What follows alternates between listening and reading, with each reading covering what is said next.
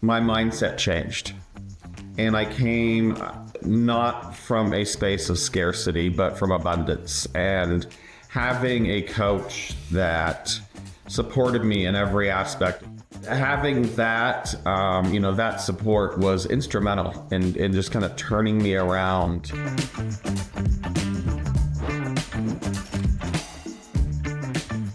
Welcome back, everybody, to Life at 10/10, where we inspire you to live at the pinnacle of your ability and purpose. Myself, Garrett Fry, I've got Matt Benelli, and we have an amazing special guest with us today, one of my dear friends, Ted Bash from Seattle, Washington. Hi, everybody. Oh, Ted, I'm so excited to have you with us today. We're going to have so much fun. Let me give a little bit of background. Ted is an experienced realtor up in Seattle. He's with the Windermere office. He's been with Windermere almost 20 years. You are dedicated to the office that you're with, and I love that. And then you've been coaching with me for 14 years of the 20 that you've been actually selling real estate. So we're going to talk a little bit about that today.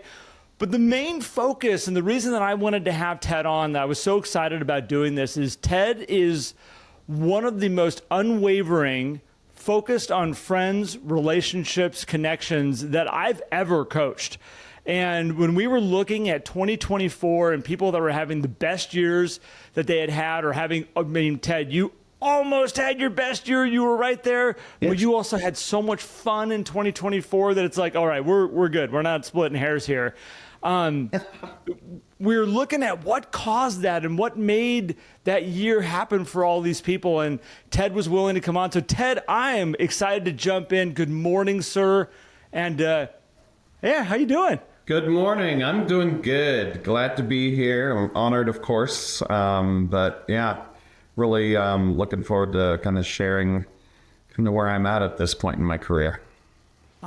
I love it. I love it. Well, let's kind of go back to the beginning here, because you've been selling real estate for a long time. Our relationship started back in late 2009. We really started coaching January of 2010. And you started this journey of building these strong relationships, getting into this relationship role with people. And if you don't mind, I'm going to kind of get a baseline here, because when you first kind of came into my world, you were running around 9 transactions. You had a year of about 80,000 in GCI, and you were in this moment of like, I want to grow, I want to get better. So let's kind of go back to that time of when we first met and kind of how this all started.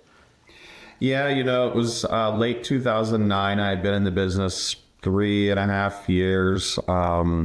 Coming up on 4 years, I guess, and was definitely using savings to live on. And, was just kind of, I love this career, of course, but I was struggling, I'll be honest, and went to an installation and broke a board with Garrett. And here we are, 15 years plus years later. But it was a point where I'm like, I'm going to try this path. And if this does not work, I'm pretty sure I need to exit the business and figure out what I'm going to do next to actually make a living. And it's funny, you said installation. That was way back before the installations ever existed. Yeah, it wasn't even on installation at that point. That was the retreat that was offered back then. That's right. And that's how long you've been around this and been implemented. So keep going. Sorry to interrupt. Well, and several people in my office, including my then manager, we were all at that event together. So it was great because it was kind of a team building thing for several people in our office.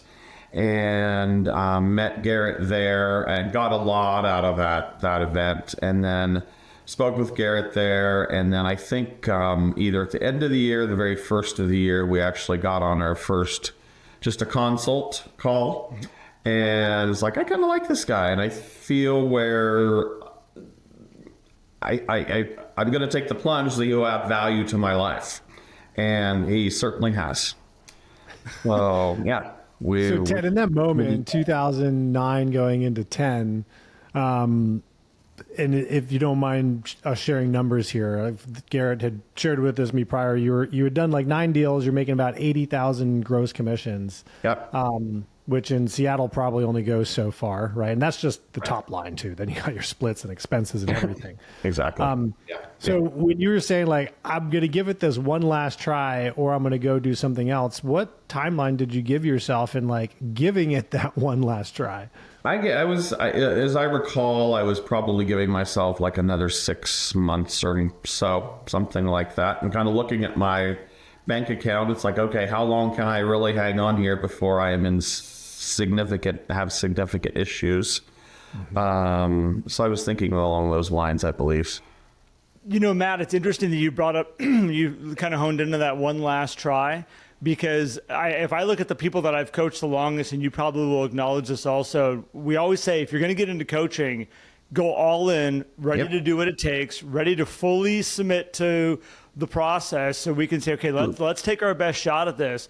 And some of the best people that I've coached I'm thinking one I've coached for 19 years, still today, came into me the exact same way, saying, I need to figure this out. Otherwise, I'm out of here and I'm not going to do this anymore, because like this isn't working, but I'm willing to show up. And Ted, I remember that's exactly where you were at. Yep. And I'll tell you I can't recall that for that first several months of 2010 when we started working together exactly. But what I will tell you is my mindset changed, and I came not from a space of scarcity, but from abundance, and having a coach that supported me in every aspect. And Garrett and I have been through a lot, and Garrett learned a lot about me the first year or so, and he's like, oh boy, what have I gotten into here? But having that, that support was instrumental in just kind of turning me around. And I can't remember, off the top of my head, kind of like, from a transaction or a financial standpoint, how quickly that changed.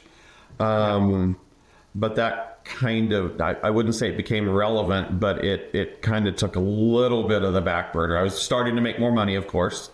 But it was that, it's like, okay, I'm fully into this at this point. Well, and tell us about the mindset change, because I do find it's fascinating. Yep. People either go to a training, they go to an event, they go to a conference, they hire a coach, they invest into that thing, and that's usually when the transformation begins to happen, because that's the first action of saying I'm committed to something, right? Right. As you kind of went through that first year of this is it, or it's it, right? Yeah. Or we're either going to be here on the podcast, or we're going to be doing something else, right? What were some actions you took to support that mindset? Like, was it affirmations? Was it gratitudes? Was it like, what did you change in your routine to help support the abundance mindset versus scarcity? Sure. Yeah. A lot of it was affirmations. And the affirmations kind of say, all right, I am going to make X amount of dollars every year. I enjoy making $50,000 a month, whatever it was, kind of thing. And really going through the systems, right? Doing the outreach, forward, going through all of those systems. And I'm blessed that I had been in a career prior, which we'll get into, where I had people to reach out to that were already raving fans. I just now needed to know, they need to know, it's like, okay, you now need to be a raving fan of mine in the real estate industry, right?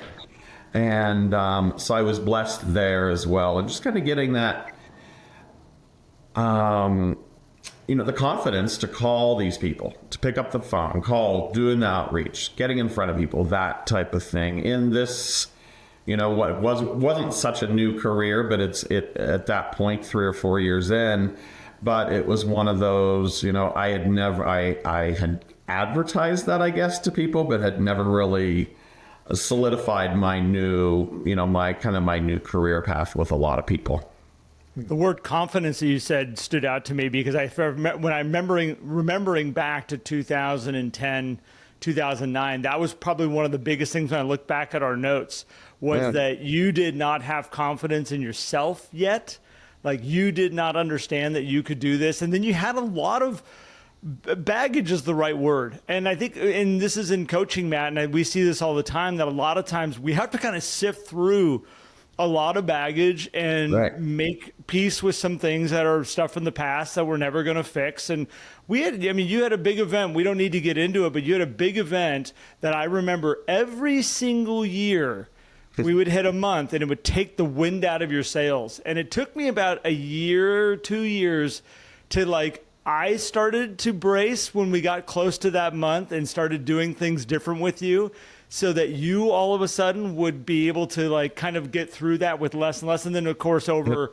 14 years, he doesn't blip you anymore. I don't notice that happen at all anymore. But that was a very conscious focus I had to have up front to make sure that your mindset was staying clear and you were in a good place, because we've all got stuff. Yep. Yeah, I definitely struggled with that for several years. Yeah. Now, what's great is you make this mindset change, and I think this is going to be a fun story to share, because very shortly after making this mindset change, now, was it Garrett that introduced you to doing vision boards, or had you been doing vision boards for a while? Garrett. Yeah. Awesome. I love vision boards. Yeah. Well, this was such a fun time for me, because we get you building this vision board. It was the end of 2010. We were doing business planning. And I remember so clearly, you said, you were going through your board with me, all the stuff that was on it. And there was this picture of this trail where it had all this kind of ice plant along the hillside and then overlooking the water. And I'm like, do you want to hike more? I'm like, what is your vision for 2020? Not 2020, for 2011. So what is this? And you said, and you explained this to me. So Ted, what was that picture? And let's talk about this. Yeah. So one of the places I've always wanted to visit, among a lot, but was the Cinque Terre in Italy, and do the trail there. And so I had that on my vision board. I had a picture of it on my vision board, picture of the trail on my vision board. And just always, it's I would love to be able to do this, to have this experience. But I remember you saying to me, it's okay if it doesn't happen right now. This is a big one. I don't have the money to do this. I have no idea how I'm going to walk away from my business and do a trip like this, because I need to make money. And this is the coolest part of a vision board. Yeah, absolutely.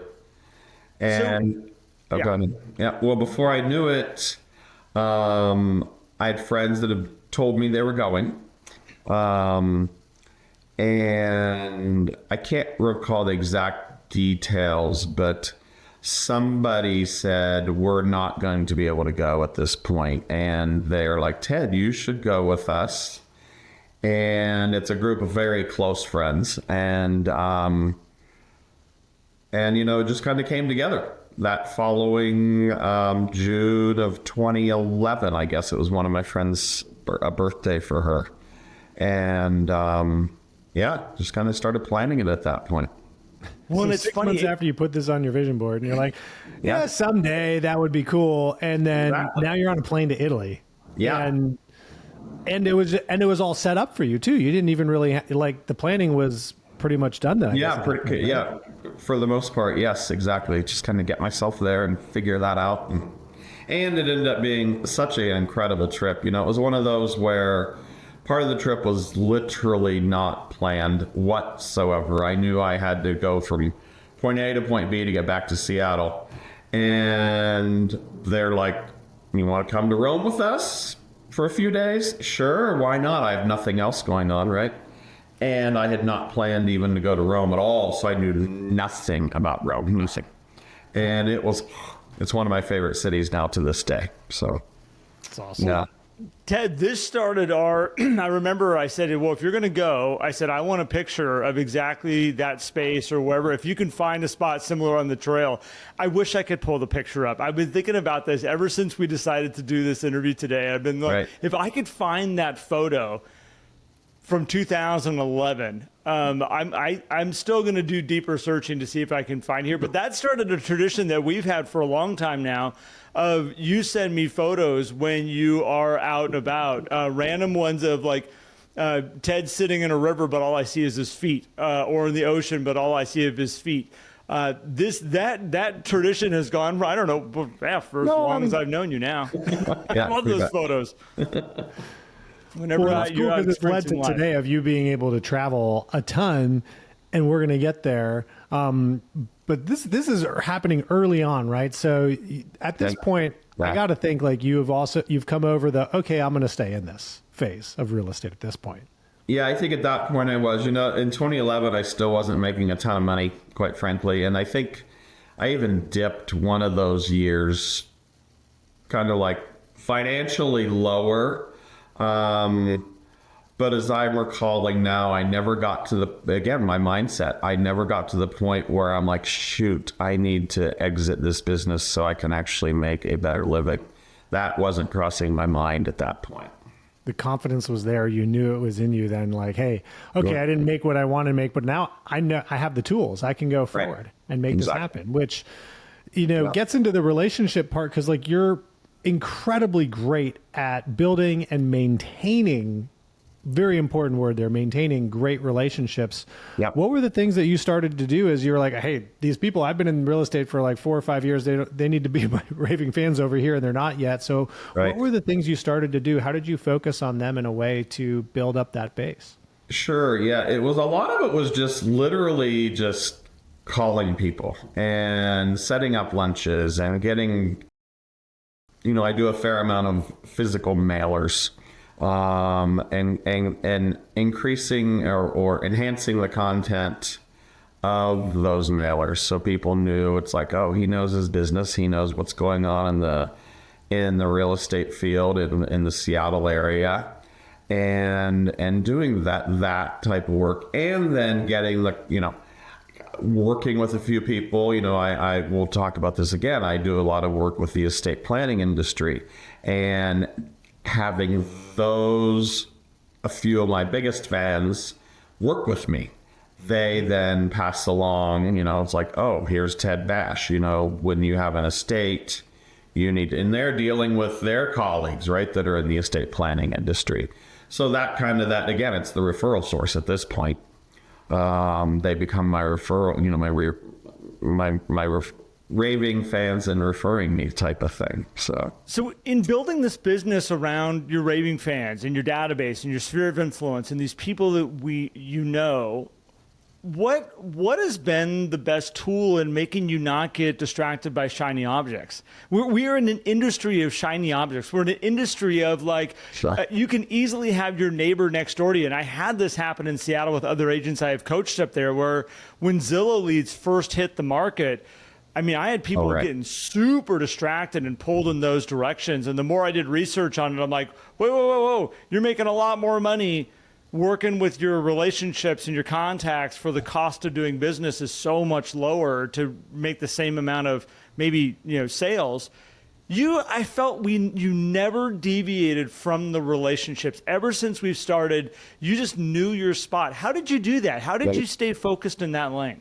Yeah, first of all, with like the Zillow leads and that type of thing, I am not necessarily a tech person. And Garrett knows this. And I don't have a big online presence. It's just, that is not my deal. And so from that aspect, that really, buying Zillow leads, I don't think ever really crossed my mind. I never had talked wasn't about me. it. Yeah. And, I would rather go have coffee with somebody than sit and look at the computer and figure out how to get Zillow leads or whatever that involves, right? So it was that. It's like, I would rather, I'd rather be in face to face with somebody that I know and I have that relationship with. And the relationship, I always have felt, will carry me through the day. Well, and we talked a little bit and kind of brushed the surface of these estate planning friends that you have and your background in this from before coming into real estate. And I've had many people over the years that'll say, like, what is a like almost like a sister industry that, like, when you get to know these people, you get a byproduct of business. I see people do with hospitals where they're like, if you get in the HR, you get all the surgeons that are coming and going, and you get to do all that type of business. And I've brought you up to people before of like, oh yeah, my friend Ted gets a lot of business out of estate planning. But it's also one of those things that you just can't go like, oh, there's a lot of business there. Like, I'm just going to go and start hammering on estate planners. Like, Right. You had the beauty of having these relationships. How has that worked out for you, being able to lean into those relationships? Because it was a natural spot for you to go into. It sure was. So, estate planning is obviously pretty complicated. And prior to getting into real estate, I worked for a private bank here in Seattle. And I was a trust and estate planning officer there. So I helped people manage their trust funds, settle estates, that type of thing. So it was a natural progression for me when I got into real estate to be reaching out to those people. They knew me, they trusted me, they know my work ethic. I worked with, and I'm dealing with estate planning lawyers, their accountants, trust and estate officers with big banks here, smaller independent firms, those types of people. And it was just this natural for me to go to them and say, all right, here I am in real estate. I know, I understand trusts and estates and the nuances of this and the general, the processes of settling estate or dealing with a trust fund, dealing with trust fund beneficiaries. Those types of things. So for those people, if they just cold called some, a realtor out there that I don't even know what a trust means, and a lot of people don't, and that's fine. It's not everybody, it's not everybody's business, right? We can't understand everything about everybody's business. And so it just made really good sense for me to focus in on those people. And thankfully, I am well liked and well trusted, and oftentimes, we come up there, these trust officers, and they're dealing with some complex situations and very complex clients. And for me to just, they, can be like, hey, Ted understands what a trust is and what you're dealing with as either the grantor or the beneficiary of a trust, that a home might be held in the trust and that type of thing, or an estate. And also, I find it very gratifying. Oftentimes people come to me that if it's an estate, for example, it's a professional fiduciary that's settling the estate. So possibly not family members aren't directly, they're involved obviously, but I'm not dealing with the family members. I'm dealing with the professional fiduciary. It is a business relationship at that point. And that makes the transaction even, gratifying is maybe not the right word, but for me, it's like, okay, we understand this is a business relationship, so we can be very much on the same page. We're trying to, if we're selling a property, we're trying to get it show ready. So, and then the professionals get that. And they appreciate that, okay, I'm looking out for their bottom line while we may be spending money getting there. At the end of the day, they know I have their best interest at heart to get the most out of the property for their beneficiary's sake. It's funny as you explain it, because in my mind, I look at estate planning and I would say, man, the emotions can be really, really, really high. But then you just took it a totally different direction of actually going, no, it's a business relationship, which I love. It's like, no, we understand. We need to get from point A to point B. And that's our goal, getting that distance. Yes. Well, and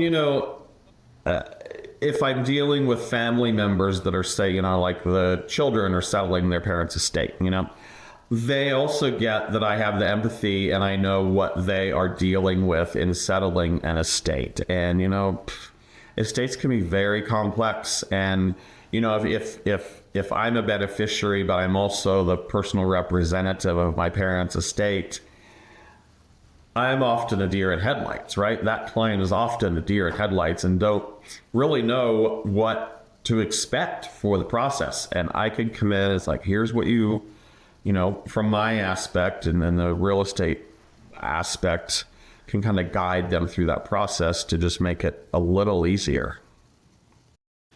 Now, what are the conversations you have, Ted, with people like that? Like, how do you, like, what are the questions you ask? How do you get to that point of empathy?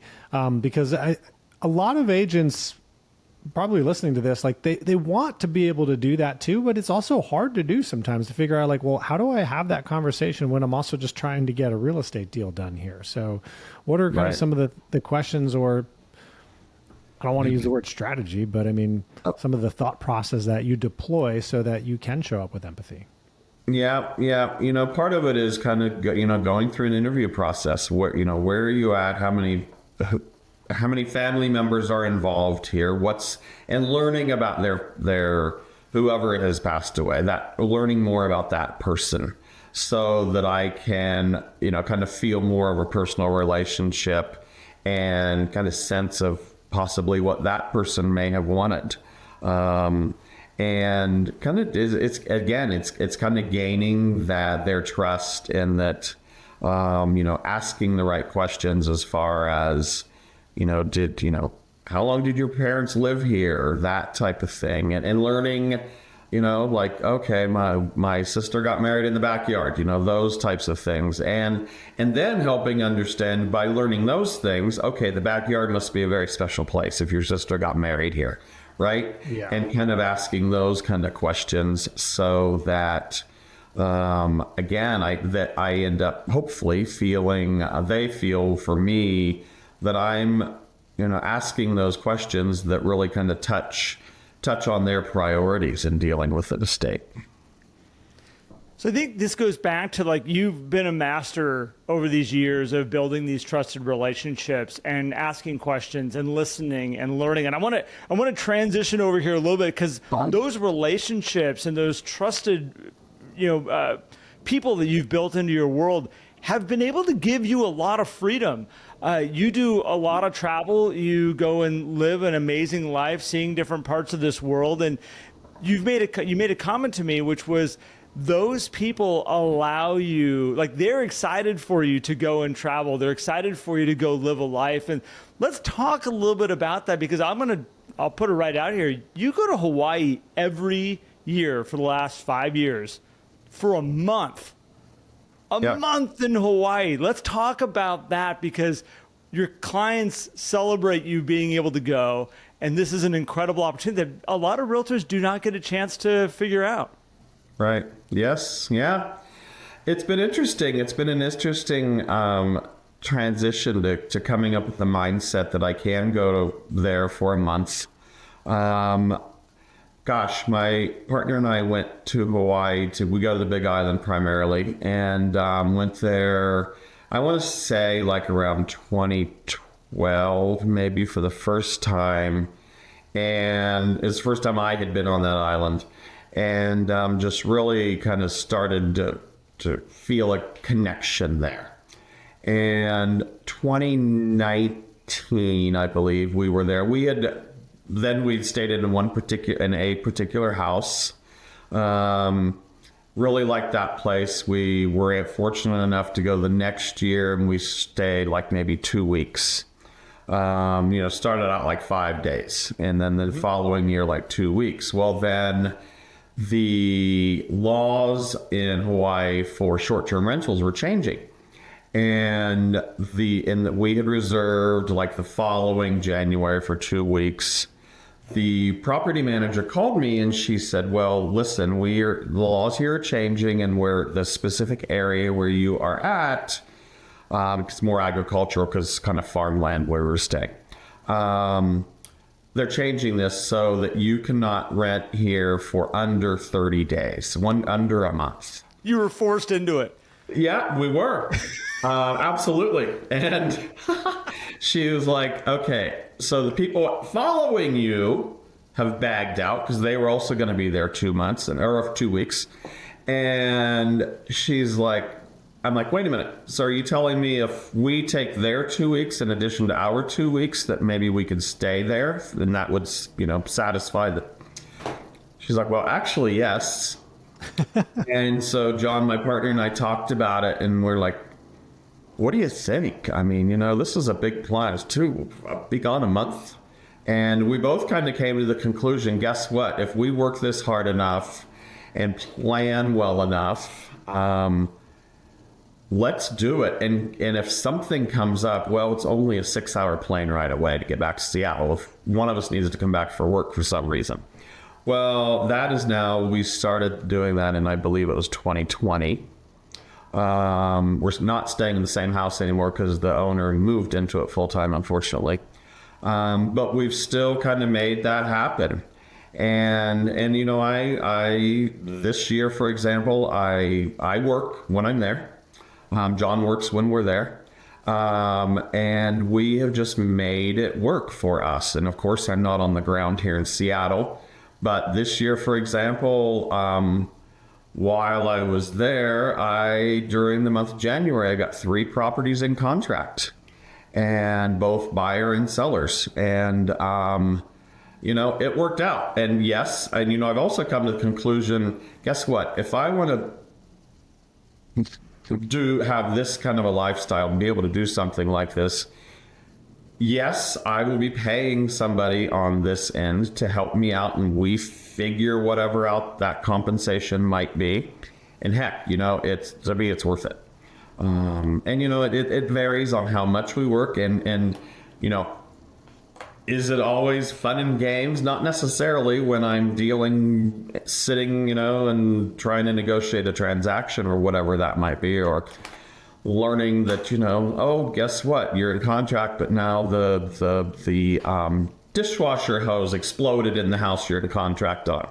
Those types of things, but not that would ever happen. That would ever actually happen, right, Ted? Yeah. What's that? Not that would actually ever happen. No, never. No. Oh, yeah. So I know Matt's got the question here also, and I want to, because he's going to ask it, is how did you set up these working relationships that allow you? Sorry for taking your question, Matt. I just knew I could see your wheels turning. You knew it was coming. How did you set up these relationships so that you can go, even though you're working in Seattle, you're still not on the ground there. Obviously, you have some splits set up nicely with these people that are helping you out there, but how did you do this? Because this is a dream for a lot of people that they just don't understand how you can do it. Yeah. One is I finally let go of worrying that I'm not going to get 100% of the compensation for a transaction, first of all. Because this is a passion. I want to go and spend a month there. It's got to cost me something other than the trip, of course. I've come to the realization it's got to cost me something here. And then working with, again, setting up in advance. I have a great rapport, obviously, with a lot of people in my office. And I've been blessed that I've had a few people that I've just really connected with, both,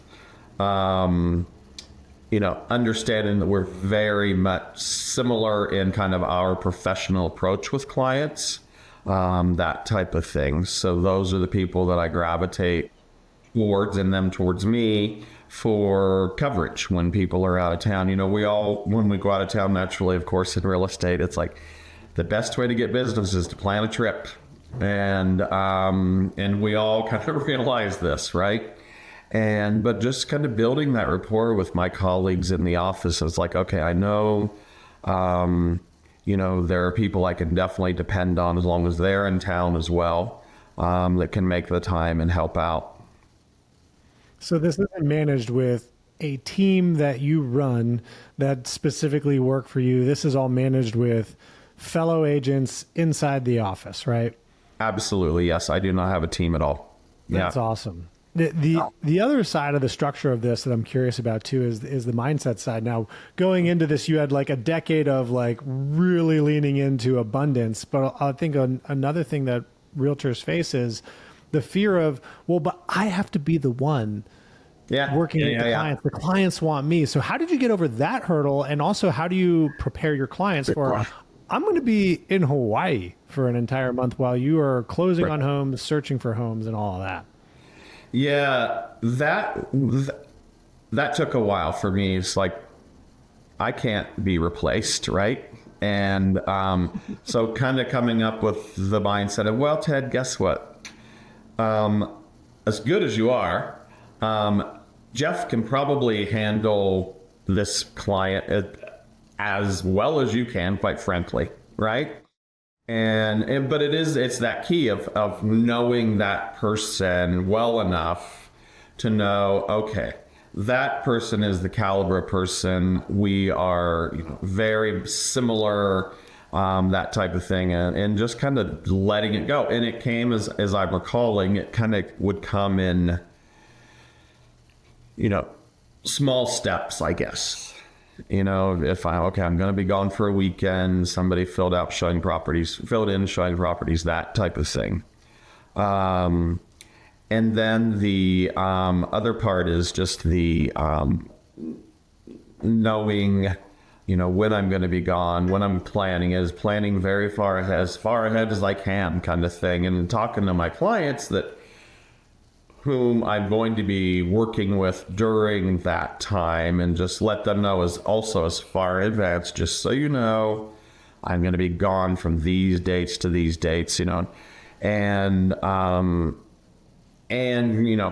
depending on where we're at in a transaction, getting them involved with who's ever covering for me, for some people may not really be, needed as much involvement, just depending on where we're at in that relationship. But again, letting them know in advance. And I will tell you, having done this now several years, people are excited,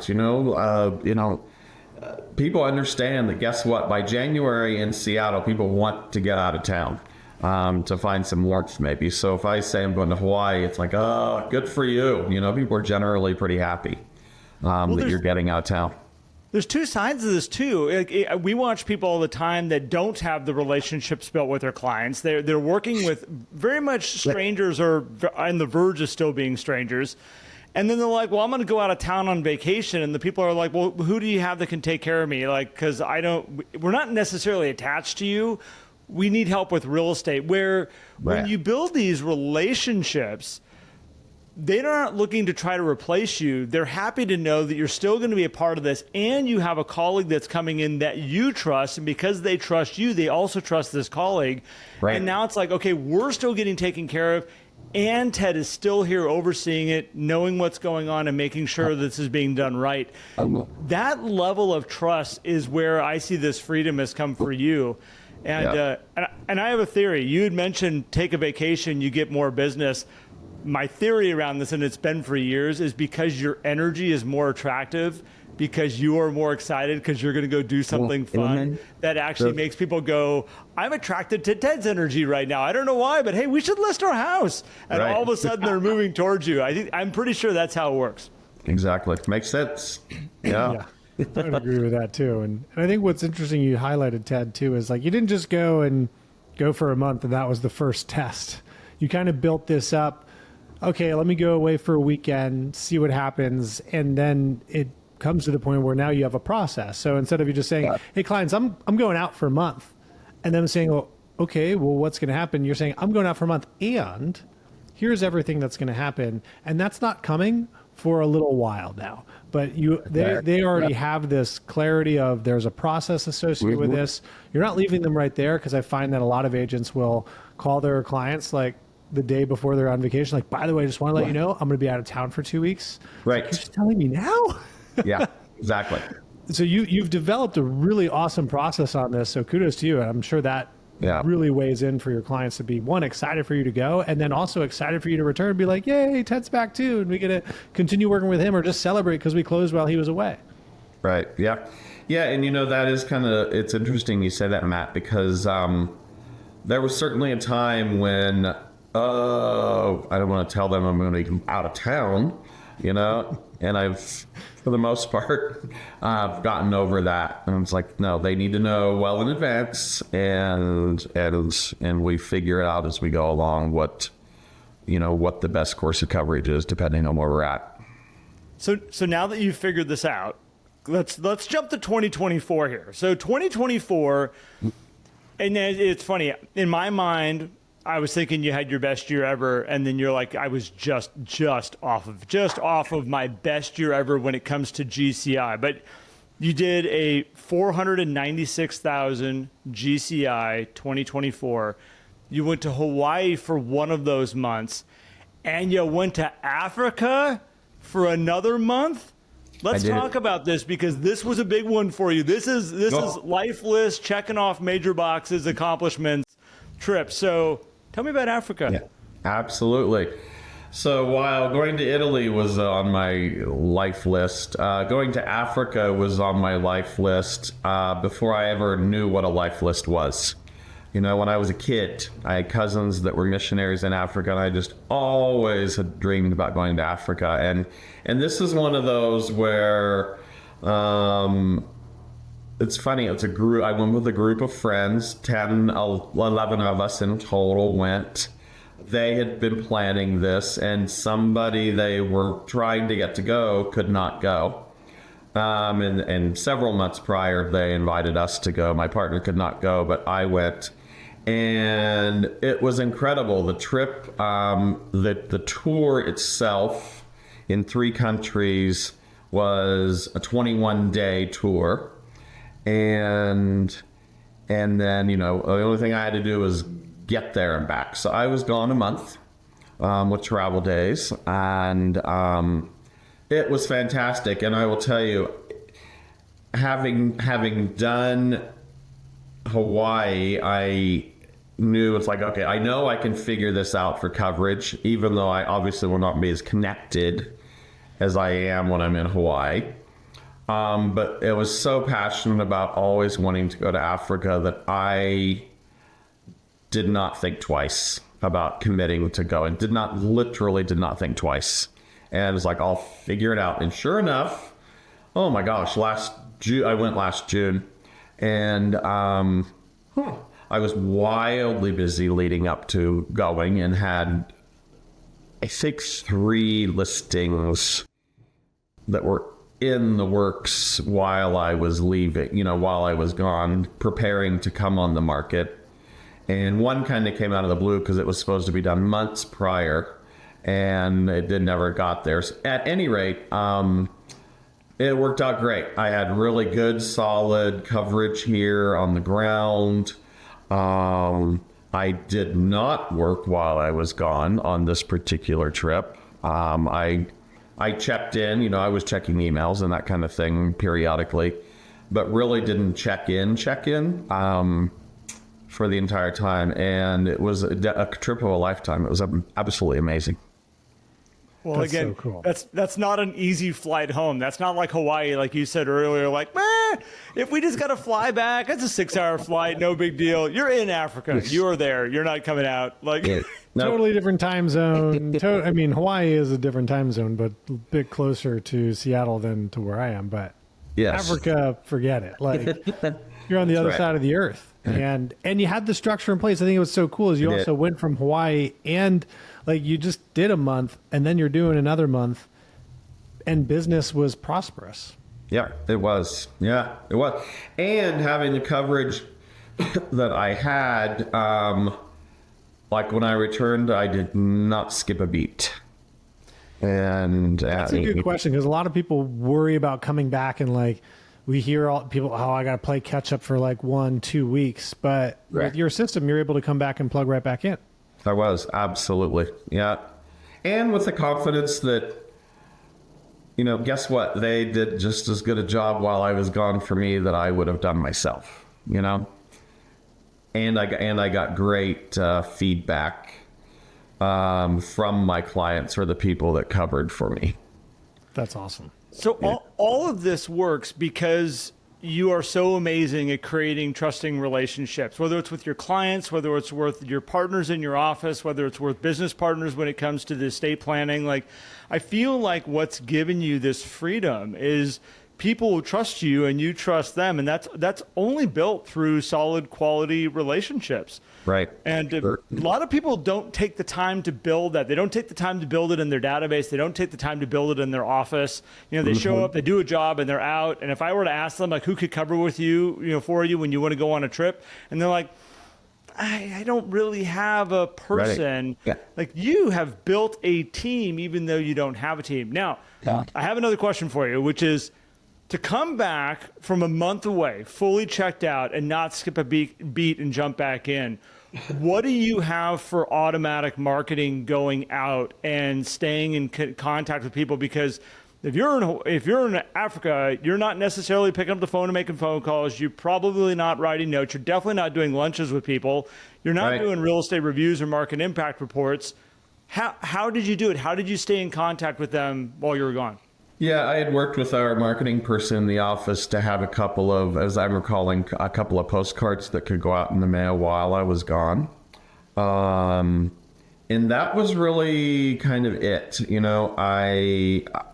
I had, as I'm recalling back, like, I think leading up to that trip, I had done a lot of outreach with people. And, had the, it kind of laid the groundwork that, okay, I'm reaching out now. We're not going to be talking for another month or whatever, basically. And kind of, doing it that way, kind of front loading.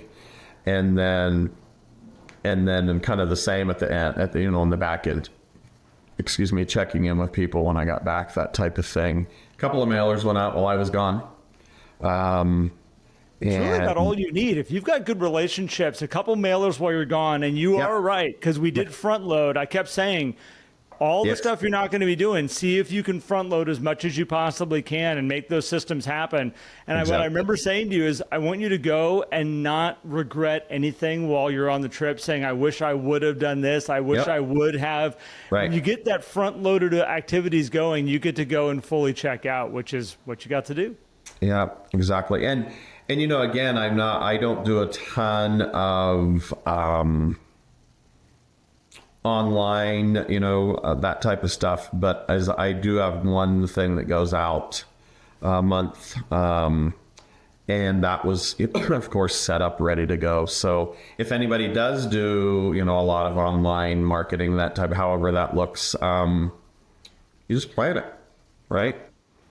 Amazing. Everything can be planned in advance. That's the incredible thing is, and Garrett, I like your emphasis on front loading, because it reduces the stress on the back end, because usually people come back like, oh, now I got to work double. It's like, work double on the front end, because it's not really double. You're just kind of doing a little bit more than you usually do. And it also just gets you in a really awesome habit. Like, Ted, I have a feeling there's going to be a 3-month vacation year coming up here soon, because you just have a habit of like being ahead of the game, which works even when you're not traveling. It works really well. Exactly. That's true. And, I will be very honest, you guys, I am a bit of a procrastinator on certain things. But planning to go out of town, it's like, I am Johnny on the spot. It's like, okay, I have a date where is ground zero, and things need to get done by that date. And that's when I really get kicked into high gear. Well, I think that's finding something you're so passionate about, because travel is clearly a really big passion. And when you are very clear on the why, it doesn't matter if we're procrastinators or things like that, because like we all have a lot of that stuff in us. But like when you really have that clear why, you can move mountains to make things happen. And I think this is a great example of it, Ted. Right. It really is. Well, I've seen a lot of people over the years, and we've talked a little bit about this, that they think that the trick to making more money and having more success in business is showing up more days and working harder. And it always comes down, at least from what my experience is of tracking people's businesses and watching people grow over 14 years. Like, it very rarely comes down to working harder, putting in more hours, and putting in more days. Usually it's a reason to be that good. And you've unlocked this over time, Ted, that your time away, your travel, but also your just caring concern for people has been your driver that has really taken your business to the level it is today. Where are you going next? What's the next trip? Let's see. June, I'm going to Amsterdam for a week with friends. So Just a week, huh? All right. just a week. All right. Hey, Garrett. Hopefully you'll learn more about other trips I'm going to plan here shortly. I'm sure I will. Sure I will. I love it. I love it.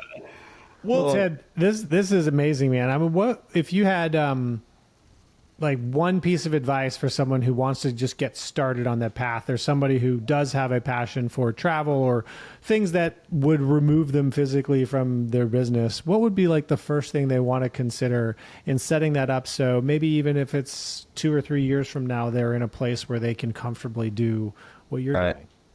A couple of things is, work on your mindset that I can be gone. And instead of, thinking about, but it's going to cost me to be gone, come at it from abundance, not scarcity. And really kind of make sure you're surrounding yourself with colleagues that are like-minded and that you feel you can really trust. And if you don't really feel that, for me, it's like I've had people that cover for me, they cover perfectly fine. But finding that one person was really instrumental for me to be really comfortable, especially going to Africa last year. And just trying to seek out that person and make sure you're very well balanced on kind of your overall work ethic, that type of thing. I love it. Love it. It's great.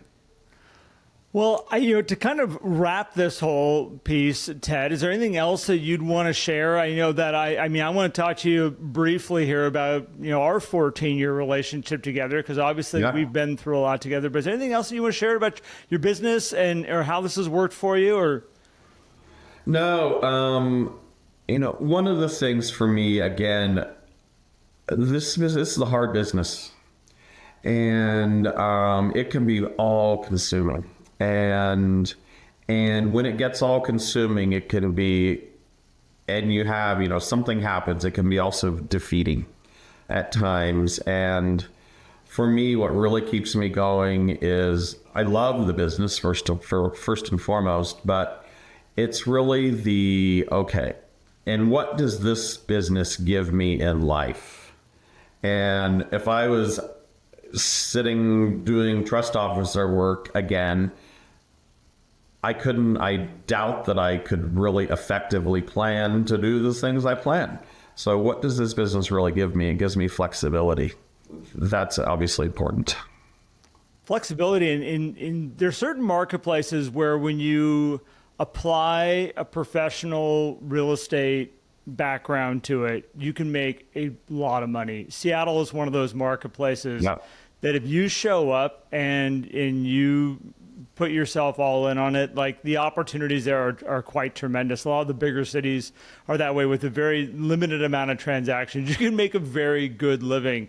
And you've gone well and beyond that in building an amazing business. So well done, man. Well done. Thank you. Well, to kind of, put a bow on this, I had this rare opportunity that I get to see into people's worlds literally every 2 weeks for you and I 14 years.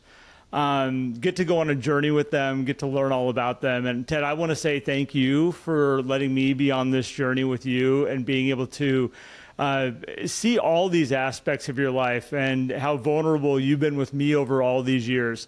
And again, it's been an absolute pleasure, man, to see where you were and all the things that have happened to the person that you are right now in this industry. And I just want to say thank you and well done. Well, thank you very much. And I will tell you, anybody that's considering coaching, I think Garrett has really, I can go through pretty much every single year since we've been together and attribute at least one transaction that, had I not had the support of a business coach, of Garrett specifically, that likely wouldn't have happened. And And for me, that, 14 years, people were like, wow, you've been with Garrett this long? It's like, absolutely, of course.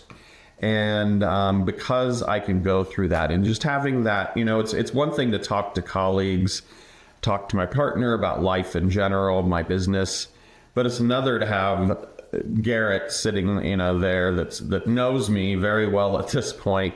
But just to offer, that kind of a whole different aspect on the business to kind of help me keep it together. Because there have been times where it's like, this is difficult. I need to get somebody else's opinion. And Garrett, of course, is the first person I call. Those late night calls where you're like, dude, I need you right now. And you're just going to have to like... Yeah, they happen. They happen. They do. So thank you. Well, Ted, thank you. Well, Matt, I don't know if you have anything else, but we can. This has been awesome, Ted. I mean, if people have any questions for you, or they want to see some of your travels, is it like a Facebook thing, email? What's the best way for people to find you if they want? Yeah, best probably is just shoot me an email, and it's tbash@windermere.com, and it's tbash@windermere.com. Feel free to reach out. I'm always glad to connect with people. I'm also glad to get travel ideas. We're travel companions, right? There you guys go, are planning a big trip and you got an extra spot. That's I bet right. Ted will hop on. I love it. I love it. Well, Ted, thanks so much for joining us today. Thanks, guys. Appreciate it. Yeah, this was so great. Really awesome to share. And Garrett, thank you for being with Ted for so long. So we had this opportunity to have this conversation. All right. And thanks everybody for tuning in. We so appreciate you guys listening to the podcast. If you got some value out of this, if you really enjoyed Ted's story, we love if you'd share it with somebody who you think would enjoy it. Or if you're traveling, take a screenshot of it and tag Garrett, myself, email it to Ted, or tag us. We'll get it to him and say, hey, here's where you're traveling while listening to Ted's story, which would be really cool. And if you'd like to explore more about a coaching relationship, just like Ted has with Garrett, you can check out lifeat10tenths.com, and you can shoot us an inquiry there if you want to go all the way up to one-on-one. But we also have group coaching available, which is extremely accessible, where you can access Garrett and I every single week for live coaching, which is incredible. That's inside the 11 Circle, which you'll see that. You can grab a 7-day free trial off of our website, or just grab some additional content. If you love the podcast and want a little bit more, we have a little small membership for people who want some daily content from Garrett and myself and the team here at Life at 10 Tenths. And we just appreciate you guys listening so much. And we look forward to catching you on the next episode. Take care, everybody. Appreciate it. Thank you, Ted. Thanks, everybody. Thanks. Take care.